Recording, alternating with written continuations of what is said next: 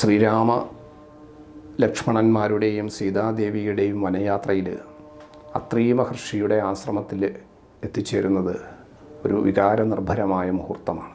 അത്രീ മഹർഷി പറയുന്നു, ഈ ആശ്രമത്തിൽ എൻ്റെ പത്നിയായ അനസൂയാദേവിയുണ്ട്.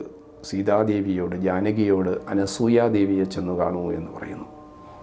അനസൂയാദേവി പാതിവൃത്യത്തിൻ്റെ മൂർത്തിമദ്ഭാവമായിട്ട് പ്രസിദ്ധി ആർജിച്ചിട്ടുള്ള സ്ത്രീരത്നമാണ്.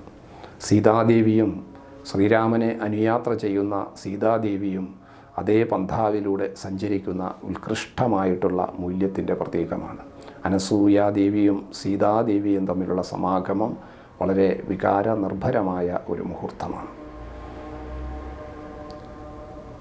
അനസൂയാദേവിയുടെ അനുഗ്രഹത്തോടു കൂടിയാണ് സീതാദേവി വനയാത്രയിലേക്ക് പ്രവേശിക്കുന്നത് എന്ന് കാണാം.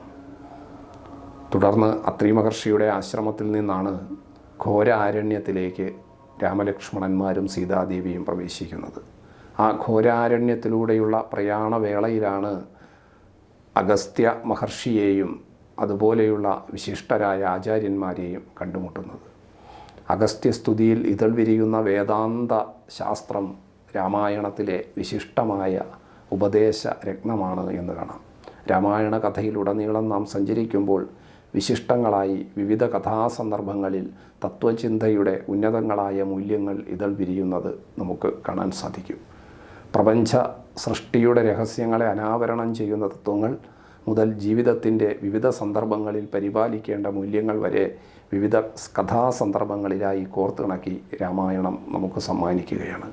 ആരണ്യകാന്ഡത്തിലൂടെയുള്ള ആ പ്രയാണത്തിലാണ് നിരവധിയായിട്ടുള്ള ആളുകളുടെ അസ്ഥികൾ കൂടിക്കിടക്കുന്നത് കണ്ട് അത്ഭുതം പൂണ്ട് രാമൻ ഇതെന്താണ് എന്ന് മുനിമാരോട് ചോദിക്കുന്നത്. അപ്പോൾ ഘോര രാക്ഷസന്മാർ നിഹനിച്ച മനുഷ്യ അസ്ഥികൂടങ്ങളാണത് എന്ന് തിരിച്ചറിയുന്ന രാമൻ ആ രാക്ഷസന്മാരെ എല്ലാം നിഹനിച്ച് സാധുജനങ്ങൾക്ക് ഞാൻ സംരക്ഷണം നൽകുന്നുണ്ട് എന്നുറക്കെ പ്രഖ്യാപിക്കുന്നുണ്ട്.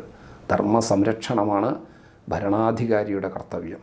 ഭരണാധികാരി എന്നുള്ള ആ തലത്തിൽ നിലകൊണ്ടുകൊണ്ടാണ് ശ്രീരാമൻ ഈ പ്രഖ്യാപനം നടത്തുന്നത് എന്ന് കാണാം. ക്ഷത്രിയൻ്റെ, പൊതുപ്രവർത്തകൻ്റെ ധർമ്മമാണ്, ദൗത്യമാണ് ജനക്ഷേമം നിർവഹിക്കുക, സാധുജന സംരക്ഷണം നിർവഹിക്കുക എന്നുള്ളത്.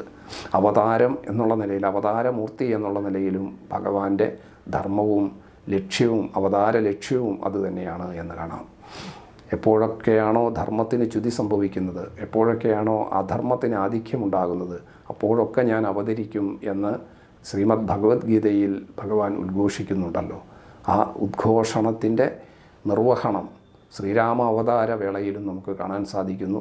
ഘോര രാക്ഷസന്മാരെ നിഹനിച്ച് സാധുജന സംരക്ഷണം നടത്തുന്ന ശ്രീരാമദേവനെ ഈ വനയാത്രയിൽ, ഈ ഘോരമായ അരണ്യകത്തിലൂടെയുള്ള പ്രയാണത്തിൽ നമുക്ക് കാണാൻ സാധിക്കും. അങ്ങനെ ആ ഘോരാരണ്യത്തിൽ അവർ വസിക്കുമ്പോഴാണ് ഒരു ദിവസം ലക്ഷ്മണൻ ശ്രീരാമനെ സമീപിച്ച് ഉപദേശമാരായുന്നത്, മുക്തിമാർഗോപദേശമാരായുന്നത്. വിശിഷ്ടമായ ലക്ഷ്മണോപദേശം ആരണ്യകാന്ഡത്തിൽ ഇതൾ വിരിയുന്നതായി നമുക്ക് കാണാൻ കഴിയും. ഈ ആരണ്യകാന്ഡത്തിൽ വച്ചാണ് രാമായണ കഥാഗതിയുടെ തുടർന്നുള്ള ഒരു വ്യതിയാനം സംഭവിക്കുന്നത്. ബാലകാന്ഡത്തിൽ വിശ്വാമിത്രൻ്റെ ആഗമനത്തോടു കൂടിയാണ് സ്വാഭാവിക കഥാഗതിക്ക് വ്യതിയാനമുണ്ടായതെങ്കിൽ അയോധ്യാകാന്ഡത്തിൽ മന്ധരയുടെ ഇടപെടലോടുകൂടിയാണ് സ്വാഭാവിക കഥാഗതിക്ക് വ്യതിയാനമുണ്ടായതെങ്കിൽ ആരണ്യകാന്ഡത്തിൽ ശൂർപ്പണഖയുടെ ആഗമനമാണ് സ്വാഭാവിക കഥാഗതിക്ക് വ്യതിയാനമുണ്ടാക്കുന്നത്. ശ്രീരാമനെ പ്രണയിച്ച് സമീപിക്കുന്ന ശൂർപ്പണഖ, തുടർന്ന് ശ്രീരാമൻ്റെ നിർദ്ദേശപ്രകാരം ലക്ഷ്മണനെയും ലക്ഷ്മണൻ്റെ അഭിപ്രായപ്രകാരം ശ്രീരാമനെയും സമീപിച്ച് ക്രുദ്ധയായി തീർന്ന് സീതയെ ആക്രമിക്കാനൊരുങ്ങുന്ന ശൂർപ്പണഖയെ ലക്ഷ്മണൻ അംഗഭംഗം വരുത്തുന്നതോടുകൂടി ക്രോധവശകയാകുന്ന ശൂർപ്പണയ്ക്ക് വേണ്ടി ഖരദൂഷണ തൃശീരാക്കൾ എത്തിച്ചേരുകയും അവർ രാമലക്ഷ്മണന്മാരാൽ ഹനിക്കപ്പെടുകയും ചെയ്യുകയാണ്. തുടർന്ന് വിലപിച്ചുകൊണ്ട് ശൂർപ്പണഖ രാവണൻ്റെ സന്നിധിയിലെത്തുന്നു. എന്താണ് സംഭവിക്കുന്നത് എന്ന് ചോദിക്കുന്ന രാവണനോട്, എന്താണ് സങ്കടത്തിന് കാരണമെന്ന് ചോദിക്കുന്ന രാവണനോട് ശൂർപ്പണഖ പറയുന്ന വാക്കുകൾ ശ്രദ്ധേയമാണ്. ചാരചക്ഷുസില്ലാത്ത നീ എന്ത് രാജാവാണ് എന്നാണ് രാവണനെ ശൂർപ്പണഖ വിമർശിക്കുന്നത്. ഇത്രയധികം പേരെ ഒരു മനുഷ്യൻ കൊന്നുകളഞ്ഞത് ഭരണാധികാരിയായ രാവണൻ അറിഞ്ഞില്ലെങ്കിൽ ചാരന്മാരാകുന്ന കണ്ണില്ലാത്ത രാജാവ് രാജാവല്ല. രാജാവ് കാര്യങ്ങൾ അറിയുന്നത് ചാരന്മാരാകുന്ന കണ്ണുകൾ കൊണ്ടാണ്, ചാരചക്ഷുസ് കൊണ്ടാണ്. ലോകത്ത് എന്ത് സ്പന്ദനമുണ്ടായാലും അത് ഭരണകർത്താവ് അറിഞ്ഞിരിക്കണം. ശ്രദ്ധേയമായ എന്ത് കാര്യമുണ്ടായാലും അതറിഞ്ഞിരിക്കണം. അതറിയാത്ത നീ എന്ത് രാജാവാണ് എന്ന് വിമർശിക്കുന്ന ശൂർപ്പണഖയെ നമുക്ക് കാണാൻ കഴിയും.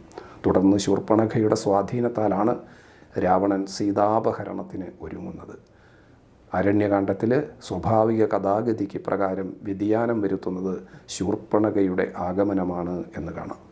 ഹരേ രാമ രാമ രാമ ഹരേ ഹരേ, ഹരേ കൃഷ്ണ കൃഷ്ണ കൃഷ്ണ ഹരേ ഹരേ, ഹരേ രാമ രാമ രാമ ഹരേ ഹരേ, ഹരേ കൃഷ്ണ കൃഷ്ണ കൃഷ്ണ ഹരേ ഹരേ, ഹരേ രാമ.